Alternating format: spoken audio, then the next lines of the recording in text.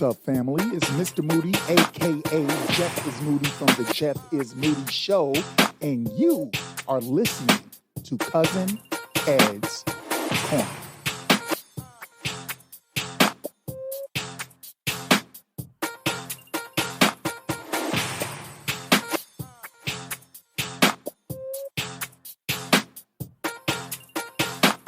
We love listening to Cousin Ed's Corner in the UK.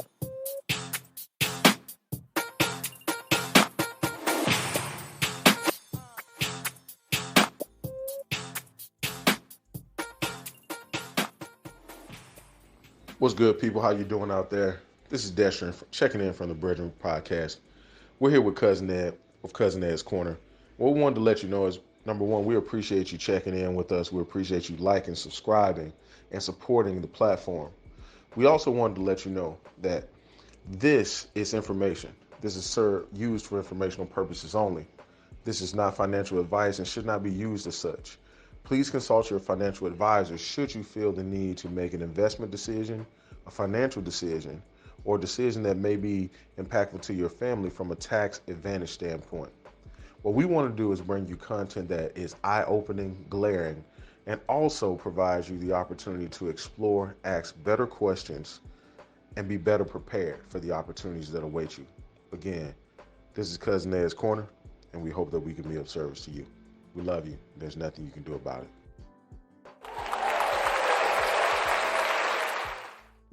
Yes, sir. Yes, ma'am. We are back. What's going on, fam? It's your boy, Cousin Ed, Cousin Ed's Corner. As you already know, no matter how you cut it or slice it, we are all here together. I'm just here to give you a piece of my heart, my mind, my soul, and my mentals. And yes, that's a mouthful. I want to thank my brethren, Destrian. You already heard the disclaimer, so you already know it's Financial Freedom Fridays. Financial Freedom Fridays. This is a show I want to give to y'all, something that allows me the opportunity to bring on a guest or just me speaking to you myself. But it's about all of us being financially free and able to accomplish some of our goals in becoming financially free. Learning new things that maybe some things we weren't taught in our community, or some things that just need to be reinforced overall. So this episode, I'm gonna name this Black Friday. I'm gonna name this Black Friday, because we want to shop and want to get out here and spend all this money going forward into the holidays, and we don't understand some of the repercussions behind it sometimes.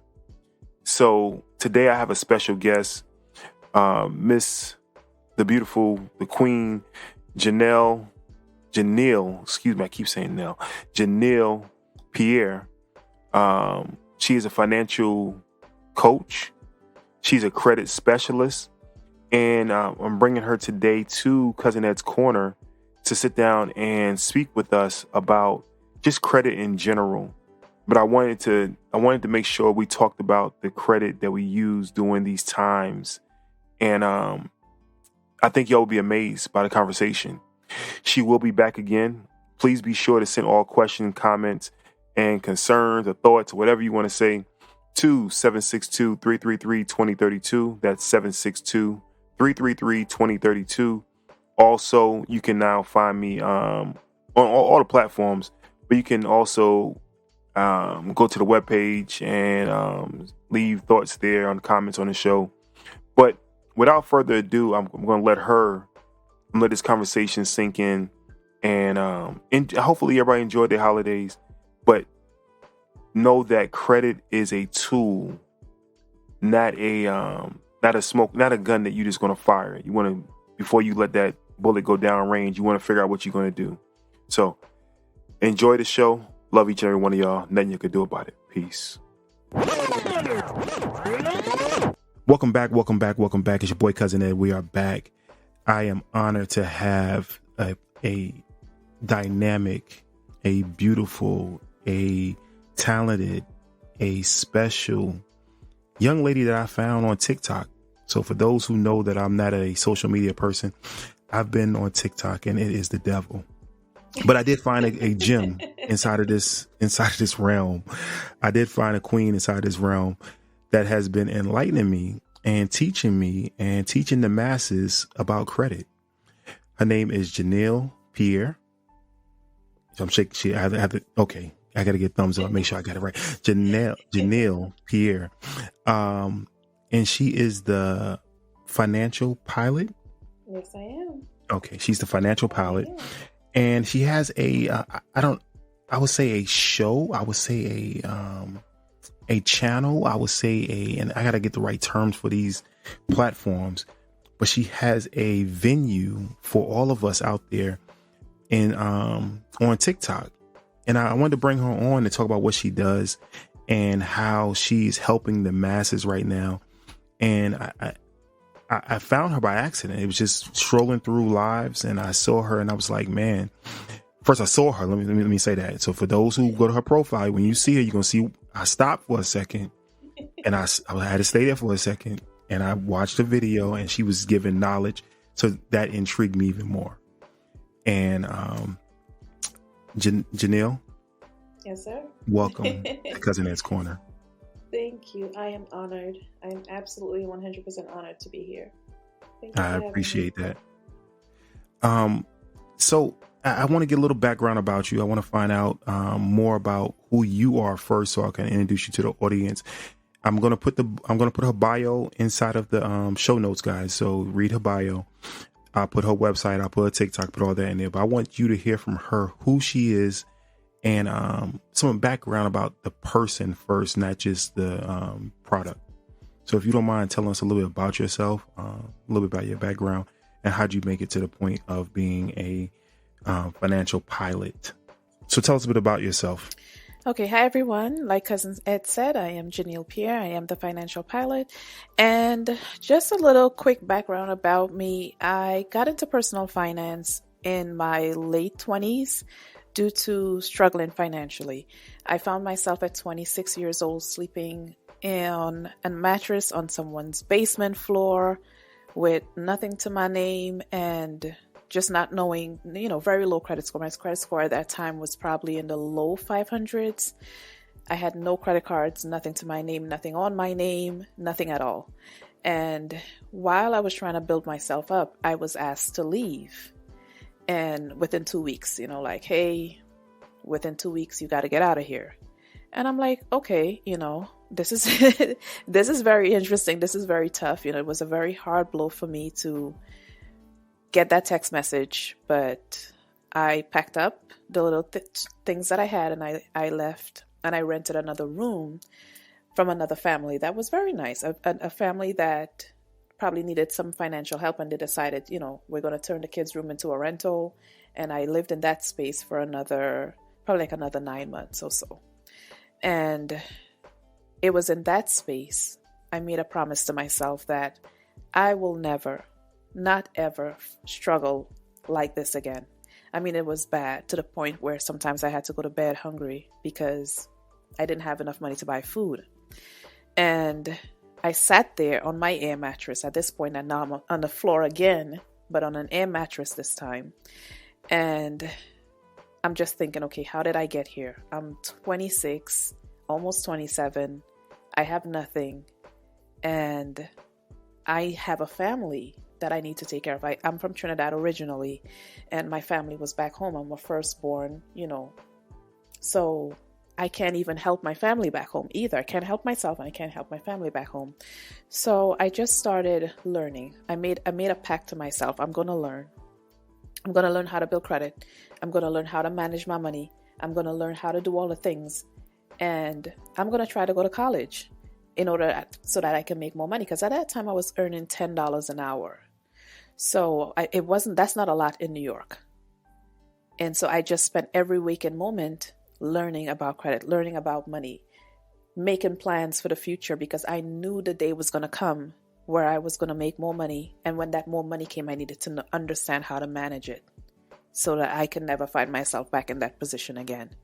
So that's where it all started. About a year after my friend asked me to leave her home, I joined the military. And at 27, brand new private in the military, and I had the opportunity to not only earn more than what I was originally earning, but to share what the things that I had learned in the year before. And I realized I really enjoyed other people's success. I realized that looking at other people and helping them not go through, eliminate the possibility that they'll possibly go through what I went through before I signed my contract with the military, that really made me happy.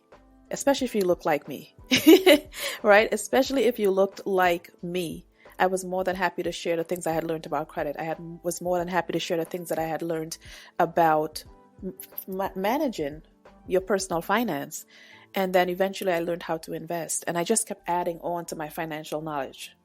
From being through that one thing, it has catapulted me to this point because I took the time to learn and because of what I went through. So that's really how it started. That's really how the Financial Pilot started. And once I got hurt on around my 5-year mark in the military, like right around when I hit 5 years. I had an accident on active duty, and that pretty much was the end of my career. I tried to push for another 2.5 years, and I couldn't make it. And so I had to take a medical retirement out of the military because I could no longer do the things that was required of me in uniform. And it was to the point where I was in a lot of immense pain throughout the day. Throughout the night, I was constantly in pain. I was on heavy pain medications. My mental health started failing. And it was at that point I decided that I had to choose me. The job was good. I loved what I did, but I had to make that decision to choose me. And coming out, knowing all of the struggles that I had physically, emotionally, mentally, I had to make a decision. What am I going to do with the rest of my life? And I decided to teach financial education full time. And that's how the Financial Pilot was born. That is impressive. That is a lot. That is my hats off to you for overcoming a lot of stuff you just mentioned. And I have to big up. You said New York. Did you say Brooklyn also? Yes. Well, I didn't say Brooklyn. I don't think I said Brooklyn, but yes, I was living in Brooklyn for a number of years before moving to Queens. But when I signed my contract with the military, I was living in College Point, Queens. I don't care about that. I care about Brooklyn. Brooklyn stand up, Flatbush all day. Yep. Big up. Yep. All day. So for all my New York massive, big up. Big up. A lot of people will resonate with some of the things you said. Having be in a situation where you have no choice but to move and having to depend on somebody, and luckily God put somebody in your path to help you out for that time being. And one thing I speak to individuals about now, and you say he was 26, 27, that it's never too late to go ahead and start a career in the services. And it allows you to, see the world, allows you to learn how to deal with other people, especially when you're a young adult and not able to take care of yourself the way you think you should. So I commend you for stepping up and, sacrificing yourself, and salute to you for the Veterans Day that just passed. Yes. But we thank you for your service. Thank so you. A lot of people, I think, can resonate with that and possibly impart that on some of the youth that's right now out here struggling to figure their way out. Also, you talked about during that time of struggle, it gave you a chance to do some introspect and figure what you did not want to do anymore. So he birthed something in you that you're now giving back to others. So that's big, and applause to you for doing that. Thank you. So you went to service, you were in service, and you left service, and you decided to do this full time? Yes. So I had to think really long and hard. I had to think really, really long and hard about what I wanted to do with my life moving forward. Because here I am, active duty for 8 straight years. This is who I am. I became the uniform. And I had not seen and envisioned myself outside of the uniform. My accident was an accident. I was not planning on getting out. So I had no plans. The one thing I wanted to accomplish in service was, getting educated, because I did not have any education outside of a high school diploma when I joined the military at 27. So I made sure, and I came out with 2.5 degrees in that 8-year time period, right? But I still had 1 year of my master's degree to finish. So that's all I really knew that I wanted to complete, was I wanted to complete this master's degree, but I didn't know what else was next. And I had to sit down and think really hard about what I wanted to do next, because now I don't have the physical strength that my body once had. I can't stand as long. To be a little bit transparent about what happened, I suffered a traumatic brain injury and broke my spine in 3 different places while on active duty. So now I'm in this place where I can't hold a regular job, and I'm an overachiever, I've been told. I've been told I'm an overachiever. So if I'm doing something, I want to do it all the way. I want to do it right. And I don't want to be at another job that I couldn't give my all at. Because if I'm in it, I'm in it to win it. I'm in it to achieve. I'm in it to get it. And me showing up 50% is not in my DNA. So I was like, okay, what can I do that will allow me to rest when I need to rest? What can I do that will allow me to take care of my body when my body says, okay, I can't go anymore? Because now I can't stand up for excessively long periods of time anymore. I can't sit for excessively long periods of time anymore. Sometimes I can't sleep the way that I want to sleep because of these injuries, right? These are lifelong injuries. You know, there's no probability that it will get better the way the injuries occurred. So I really had to think about it. And I'm like, okay, what am I good at? Everyone always come to me and ask me specific questions about money because they know I'm the money girl. So I was like, well, okay, I don't know anything about this, but I'm going to go ahead and try it because I need the time. I need me time. I don't want to be like, oh my gosh, I'm having a really bad day. My injuries are kicking my butt. And then, oh, I feel so bad for you, or I'm so sorry. Or you find that one person will be like, well, suck it up because that don't have anything to do with me. You're getting paid to do a job and I need my job done. So I wanted that space, and sliding into entrepreneurial space was the decision that I made because of my injuries. Well, sometimes you'd be pushed in certain directions, and he'll lead you certain paths, and he's definitely blessed you. I want to transition into, so once you got into the financial pilot, how did you focus on credit? What brought you that route? So I was running away from credit for a long time, even though that was the one thing I was teaching a lot of people. And the reason why I ran away from credit for a long time is because the credit repair industry has such a bad stain on it because of people that have done wrong in the industry. And I didn't want my name associated with that at all. But the more I counseled people, the more people came to me for help. The more people that I spoke to, their number one complaint was credit. The number one thing that was hurting and harming them was credit. And I'm like, okay, you cannot keep running. You need to figure out how to learn this information. You need to figure out who is going to teach it to you, because that's the one thing I didn't learn, because I never had bad credit. I had no credit. And there's a difference. Well, I'm about to say, can you stay right there? What is the difference between bad credit and no credit? So no credit means there's just nothing on your credit profile, right? There's nothing to measure. So it's bad because there's nothing to measure, and no one will want to lend you or extend credit to you because they're not sure if you will pay it back, because there is no indication that you will, right? But bad credit, on the other hand, is people have trusted you at one point in time and you messed it up. I see. Right? Well, I know, coming from the Caribbean, coming from New York, coming from not even the Caribbean, this anywhere, immigrants sometimes believe that, coming to the States, that credit is bad. That's why you have so many check cashing places in the hood, Yes. I'm keeping it under the mattress and stuff. Yeah. Do you feel that's purposely happening for us not to know about credit or not understand credit? I think that there are a lot of blocks in the Black community when it comes to credit. And there are a ton of misconceptions. And that's why I speak as loudly as I do about it. Because we were taught to never use credit. Don't ever use credit. Don't borrow money. Don't owe money. Use cash. That's rich people stuff. It works for them. It won't work for us. And none of that is true.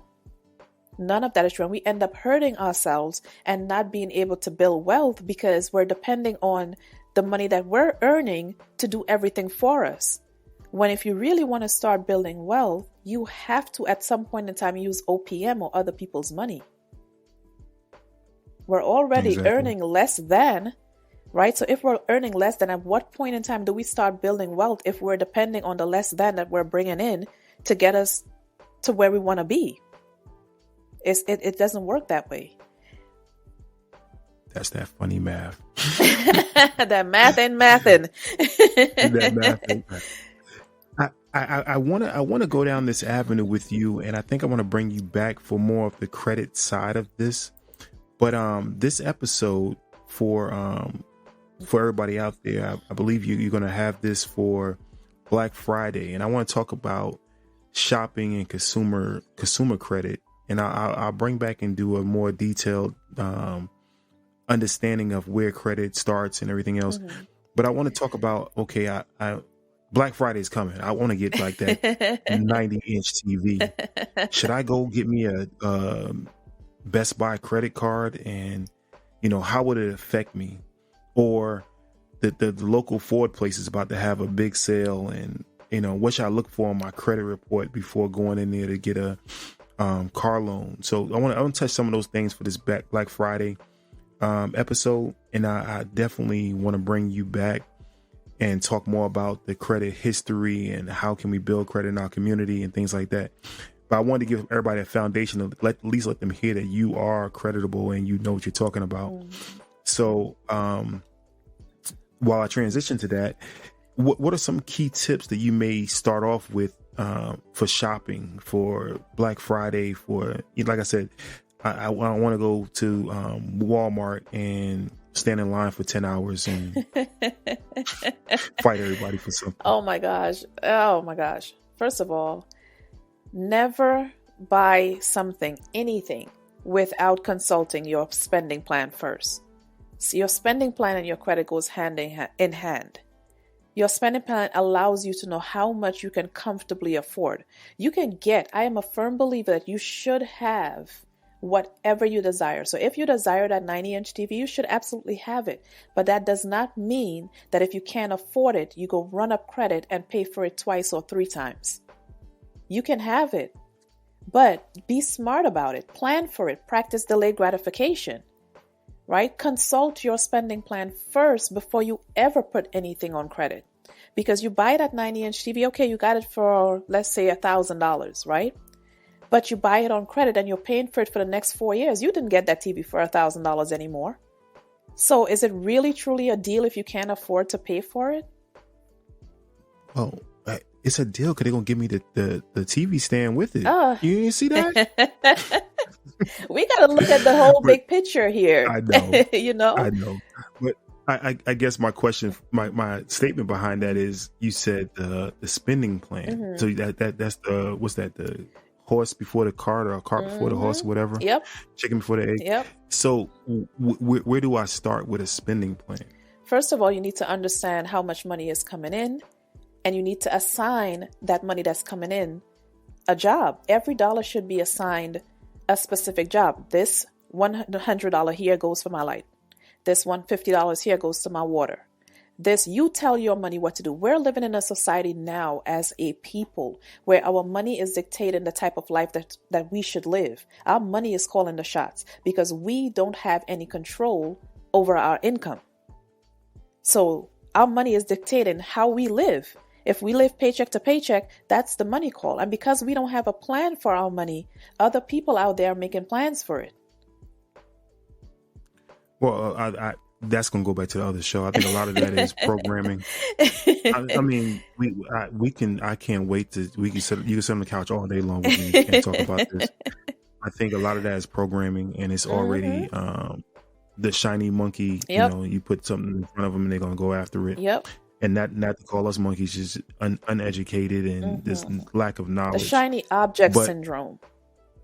Yeah. I don't know if you've seen Roots, and they said Shaka, put how can you catch somebody? I mean, how you can catch so that's a whole nother thing. Trust me. We can talk about that for years. but one thing you mentioned was every dollar being accounted for. Mm-hmm. So I want to mention 2 apps. I'm not sure how you feel about the 2 apps, the Every Dollar app and Mint. Yes. Is that are those two that you can speak on and tell people more about and how they may help them account for every dollar? It's basically a plan. It's just a plan.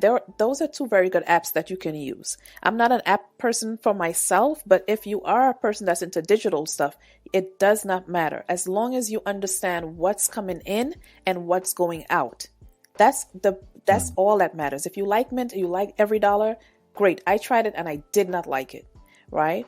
But there's more than one way to skin a chicken, right? Yes. So it's what's work for you. I know some people are definitely hands-on paper, pen and paper. Yep. And I saw something on TikTok, Twitter. It's one of the things today that you can go onto Google, type in budgeting worksheet, and put Excel behind it, and you'll find different Excel documents if you want something like that. Yes. And our little birdie told me that you have a package coming out that may have something in that, but we could talk about that a little later. Is that true? Yes. You have a little package I coming do have a Black Friday bundle coming up. Okay, we'll talk about that. Hold it right there. We'll talk about that. I really want to talk about helping the masses. Yeah. So I went ahead and I'm trying to get this 95 inch. You know, it went up 5 inches. I'm trying to get a 95 inch TV. And Best Buy is running a special. They're gonna give me $100 back if I get their credit card. How would that credit card? What do I need to know going into before walking in the store to apply for this card? The first thing you got to understand about credit cards and credit cards that offer these deals on specific times of the year is that whether you get approved or not for that credit card, that person that's pushing that credit card is going to get paid. Right? So they're going to push that credit card to you as hard as possible. You have to know where your credit profile stands and how much applying for that credit card can hamper your credit profile. Right? I ran into that situation just about a week ago with my mom. I dropped her off at the mall to go grab some stuff. And on the way back, I'm talking to her and the person is trying to get her to get a credit card. And she told them no, because of course she's my mother. She knows better, right? So I got to the mall, I parked, and now I'm waiting. My mom calls. She was like, can you give me my social security number? Because I don't remember what it is. And she insists that I take this card. I said, did you not already tell her no?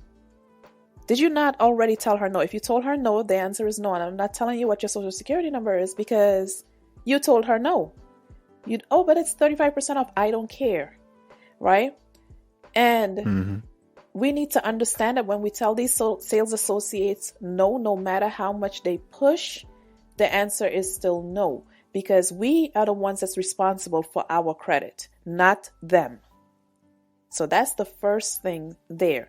But before you apply for any credit card, you need to at least have an idea of what is in your credit profile, right? You need to have an idea of whether, or if you think, because you'll never really know until you apply, right? Because each credit card company is going to measure your credit worthiness when they pull your credit report and determine, number one, if you qualify, and number two, how much you qualify for, and number three, what your interest rate will be. You have to know your numbers. You have to know what you can afford, and you need to know when to say no. You do not have to take every credit card that is offered to you. Okay. So how do I find out what's in my credit profile? You can pull your credit reports as many times as you want now and with no impact to your credit score. A lot of people still think that if they pull their own credit profile, that it will somehow harm their credit profile. And no, by law, if you request your credit profile, you're supposed to be given it. Whether it's from the creditor that just ran your credit and denied you for that credit card, you can request a credit report from that person to see what they saw, or you can go to annualcreditreport.com and request your official credit reports from the big three: Experian, TransUnion, and Equifax. Okay, so I get my credit report, and I have credit since yesterday, and I got a 520. Should I go and get this 97-inch TV? You might not qualify with you might not qualify for the card at all if you just got a credit card yesterday or a credit score yesterday, right? Because there is something called a thin credit profile. With a thin credit profile, you might not have, maybe just have one credit card, one account.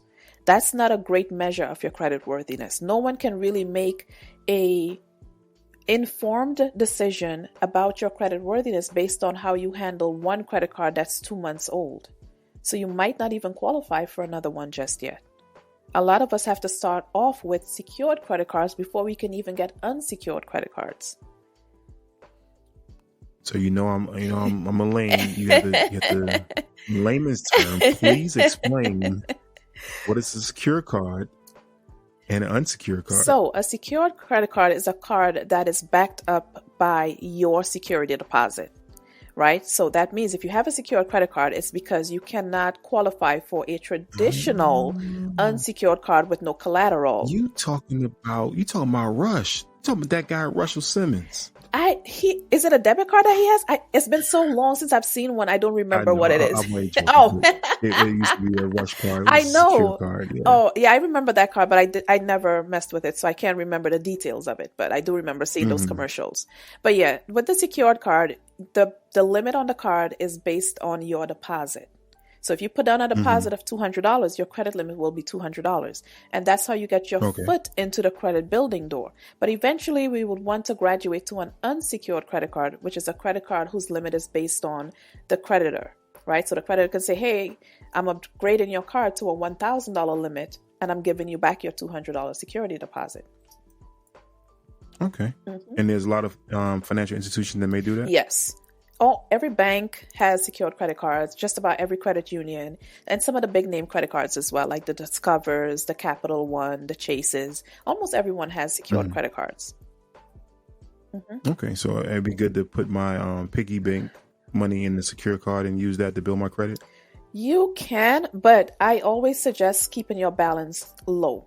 Not your balance, or your limit. That deposit that you put down, keep it low, because the thing about it is, sometimes especially if it's a secured credit card that does not have the opportunity or the option to take you from secured to unsecured, you don't want to lock down $1,000 indefinitely.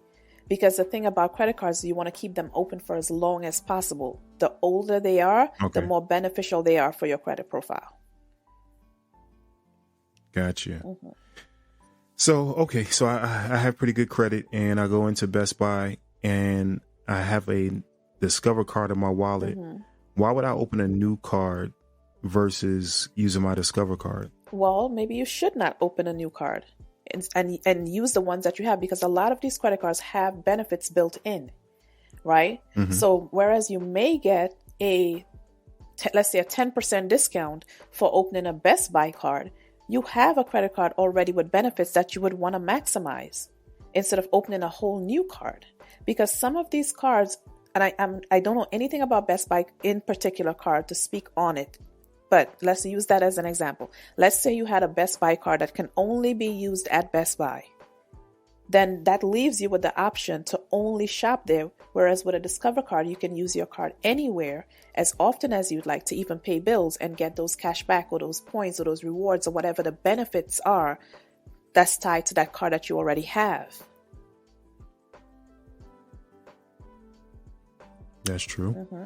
So I see a lot of people in TJ Maxx and all these stores that get these cards, and it baffles me. And I you know what? I got to be honest. I did it in college, right? Of course we did. I would go get the cologne set. Of course. I'll get the cologne set, and think I was doing something. I had towels on my wall and polo and everything else. So I thought it was beneficial to do that. And luckily, I was taught early about credit. I had the fear of credit early, so I didn't keep balances very often. Yeah.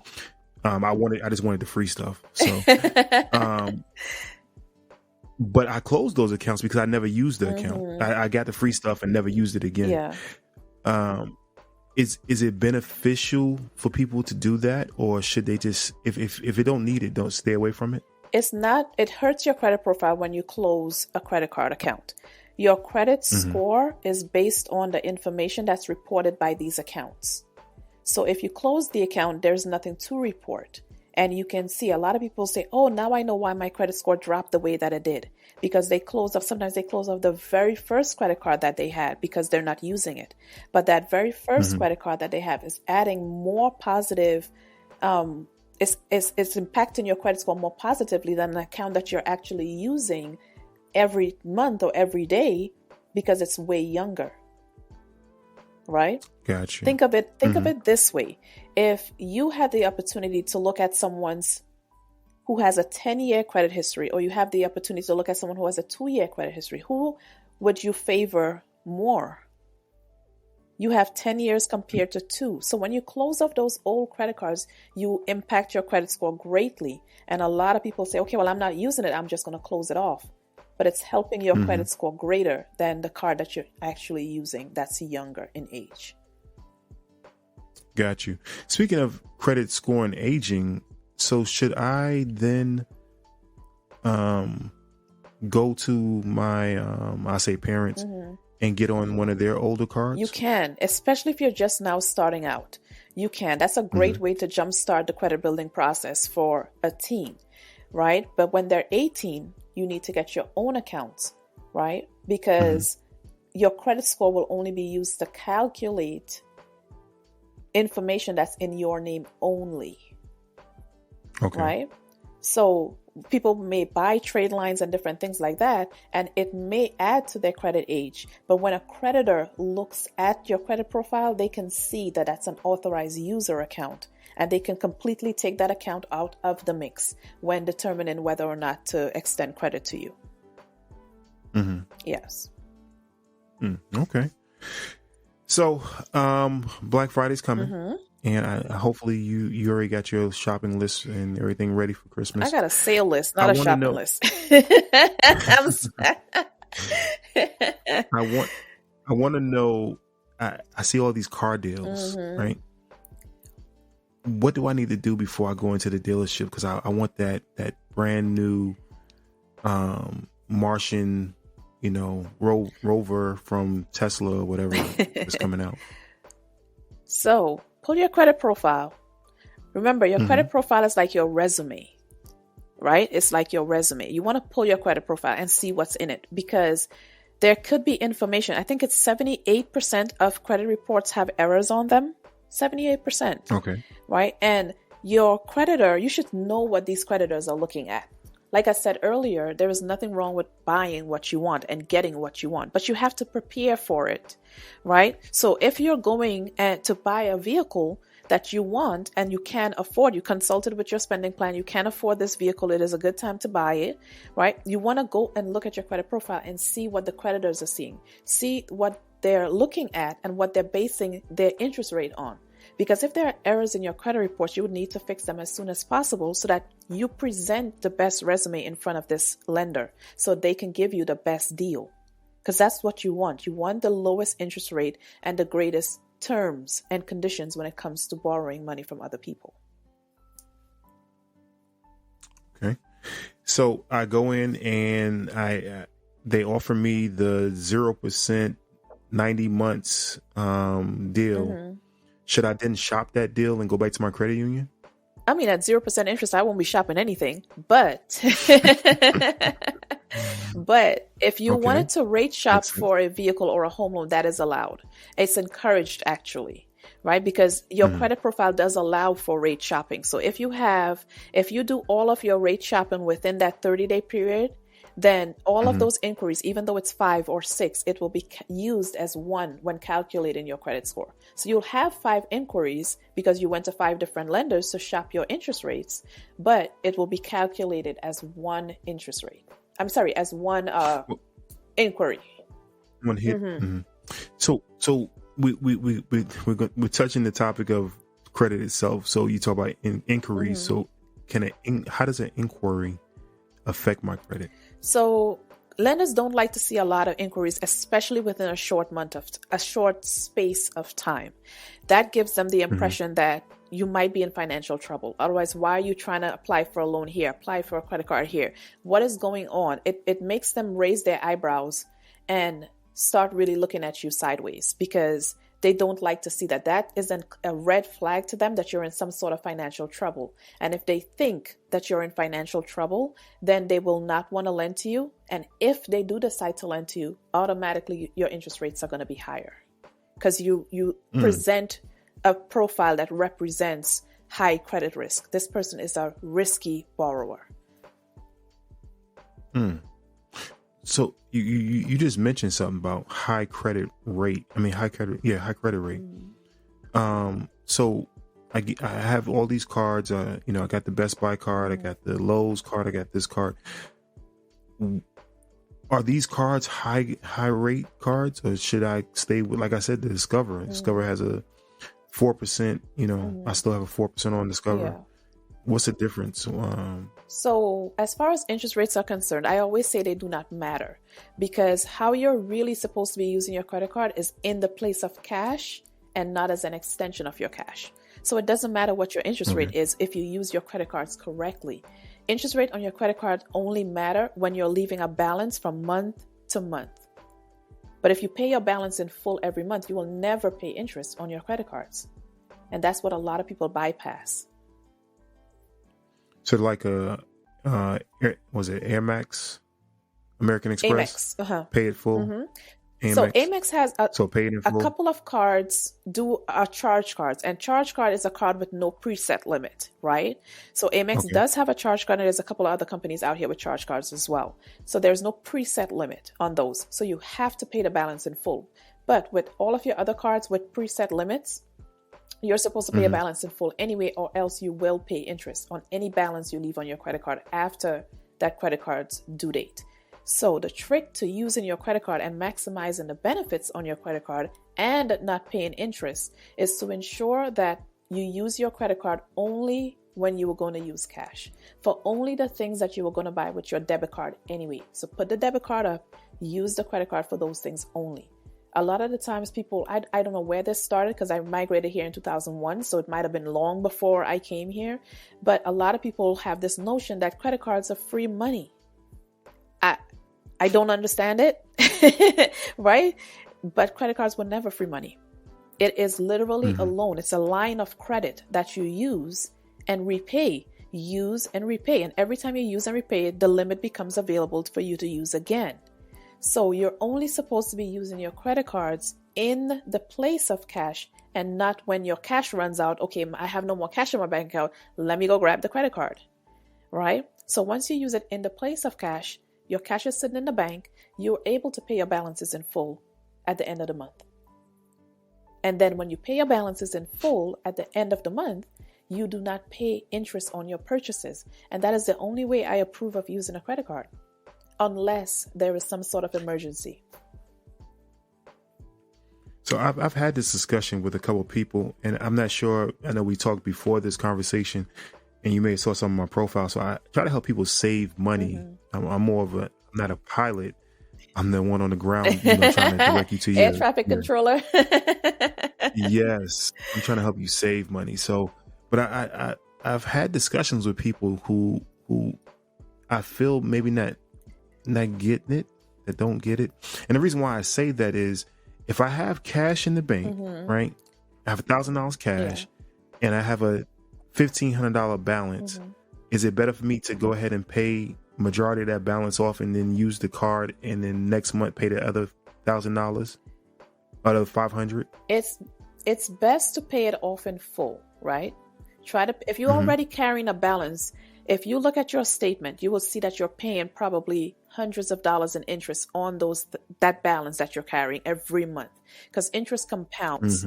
And what does compounding mean? You're paying interest on the balance plus interest on the interest the balance generates, right? So you're paying balance on the money that you spent, first of all, and then when that amount generates interest, the next time you're paying interest on both of those items. Let me do some basic math. I charge $100, right? I owe $100. I got a 7% interest rate. They put $7 on top of it. The next month they're going to charge interest on $107. Yep. And then the next month it'll be whatever the math is there. I don't do math in my head, so my math don't math when I do it in my head, right? But that's what it is. So let's say it was $2. So then the next month you'll be paying interest on $109, and then the next month you'll be paying interest on 111, 113, 100, and that's how that works, right? So every time you leave a balance, every month your balance is higher, and sometimes people come to me and say, hey, I'm making the minimum payment, but the interest is higher than the minimum payment. I can't keep up. That's what happens when you leave a balance from month to month. So people want to use their credit cards and hold on to the cash at the same time. It does not work that way, right? It does not work that way. And that is how a lot of people get caught up with credit card debt and terrible credit scores.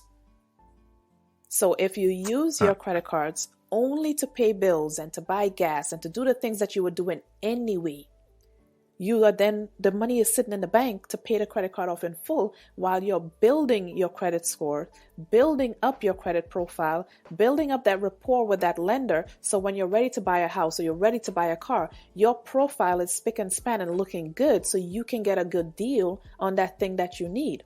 Even when it comes to building business credit, you need to have good personal credit in order to build business credit. So the benefits on having great credit they're endless. There's so many avenues I want to talk to you about that you just touched on, especially business credit. I'm not going to go there. I wanted to stay quick, and I know everybody's outside the house right now when they're listening to this, going shopping. I wanted to make sure we talked about this credit in general. One thing I do want to put a pin in for next time, and I'm not sure I heard you speak on this much on your show, but velocity banking is basically what we're talking about. If you use your card, you put your cash on the card, but we'll talk more about that. I just want to put a pin in it for now. Make sure we come back to that on another episode. But I want to close out this episode thanking you first and foremost, but finding out more about your package you have for what's it Black called? Friday. For Black Friday. Thank you. For Black Friday, and how can the people? I'm gonna leave it in the show notes. But what do they need to do to get that package, and how can it help them? So the package is going to be a dispute template, a dispute DIY kit. Sorry, it's a DIY credit repair kit. It's credit repair, but it's also an entire credit kit. So in there's everything you need to know about disputing accounts that are reporting inaccurately on your credit profile, right? Because by law, everything in your credit profile needs to be accurate. So there are examples on letters you can send to the different credit bureaus or the different creditors to start cleaning up your credit profile, credit cards that you should have in your wallet or that you should consider getting for the different credit ranges. There's literally everything in that kit. And the kit is going to be bundled with a debt repayment course because a lot of people have high credit card debt and don't know where to start paying them off. And the course, I recorded it myself. I wrote it myself. It's based on the principles that I have used for other clients over the years to get them out of debt, to get them ready to buy a home, to get them ready to buy a car, and different things like that, which they have done. Other people have started businesses, got into real estate off of the principles that's written in that course. So I'm going to bundle the two. So if you have poor credit and you have high debt, that's the bundle that you will need. And it's called the Rock Your Score bundle, which will be released on Black Friday. I do have a wait list for it. Whoever is on the wait list gets an additional 20% off the bundle. Excellent. And where can they find that at? So I'll definitely get the text from you to put it in the notes. Yes. But go ahead and we'll put it in the notes because I don't have a vanity link for it, which I just thought about. I should have, but it's I have the link in my bio. But I will get a vanity link for it. And let's before we get out of here, let's talk about your TikTok. She's on, is it 5 days a week? So 5 days a week for right now. She's on listen, guys. She's on 5 days a week, 2 times a day for 2 hours. And she's giving it away for free for using air quotes right now. It's for free. But definitely if you do go on TikTok, and I'm new to all of this, you can give her what's those hearts and what's those other things. So it's just love. There's different things you can give for love and appreciation because I just come on and I share knowledge and I answer questions and people are moved by it. Someone said I should have a tip jar and I'm like, oh, okay. So you don't have a tip jar? I don't. No? So all the other shows I watch that have people giving Patreon and tips and all, we gotta talk offline. I have a No, very seriously. given. I'm of a very given personality and nature, and It- I'll eventually get to that point. But I just wanted to come out and clear up the whole purpose of me coming on is to clear up those misconceptions and get people comfortable with using credit, with having credit, because I'm so tired of the misconceptions. I'm so tired of credit as a scam. I'm so tired of, all of the misinformation that goes viral every single year. And then people are sitting on the sidelines wanting a house and can't qualify for one, needing a car and cannot go get one because they have terrible credit or no credit profile at all. So I just came from that perspective to share that knowledge and to teach people how to read a credit score, how to understand how to use a credit card and different things like that, because that's another thing they have a big misconception with. They should not ever report a balance on their credit card, or they should be leaving a balance from month to month, and so I just come to share from a different perspective. And so it wasn't money motivated at all. No. I mean, I do see the roses and stuff coming. Yeah. I've been on other shows where people are getting tips and everything. Yeah. So me and you'll talk offline about that, but you definitely are giving away a lot of information, and he's blessing you in other ways. So just keep doing what you're doing. Can you please tell your TikTok handle? At the Financial Pilot. And that's on everything. I'm coming out with a YouTube, and I'll be on Instagram and everything else too. But for right now, TikTok is my home. No problem. Listen, this is brand. You may not, like I said, you may not even know this is brand new for me also. So we in the same boat. I got one paddle, you got the other paddle. Yes, that's right. Teamwork. There you go. Hey guys, once again, this is Cousin Ed. Hopefully you enjoyed this episode. She will be back. She's indoctrinated. She's has a spot on the couch.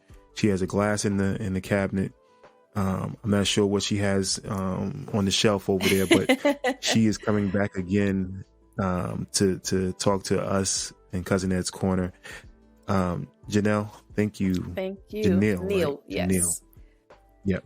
Janeil, thank you very much. I appreciate it. I've been looking forward to it, and can't wait to have you back. Absolutely. It was my pleasure. Thanks for having me. No problem.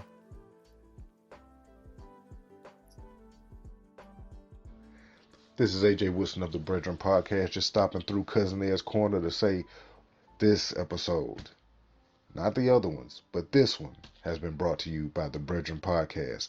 That's spelt like bread because we always talking about it and we always getting it.